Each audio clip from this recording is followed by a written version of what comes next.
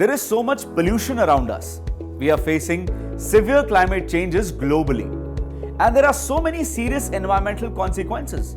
Now, the electricity generated by nuclear power plants and thermal power plants has a huge negative impact on our environment. So what are the cleaner alternatives? Just think about it. Okay, let me give you a hint. Yes, it is the windmill. In fact, the production of electricity using windmill is one of the cleaner alternatives to nuclear and thermal power plants. Not just that, this alternative has minimal impact on our environment.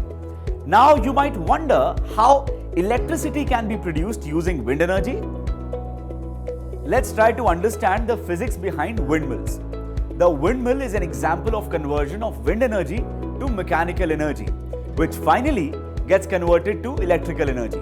Now, let's have a deeper understanding of the actual working of windmills. These windmills operate on a simple principle. The wind spins the propeller-like blades which are connected to the main shaft. So, when the main shaft of the generator rotates, electricity is generated. This electricity is distributed to local areas and is used for several purposes. Let's summarize what we have learned in this video. First, we learned that a windmill converts mechanical energy in the wind into electrical energy. We then understood that this happens because the wind spins the blades of the windmill, which in turn rotates the shaft of the generator.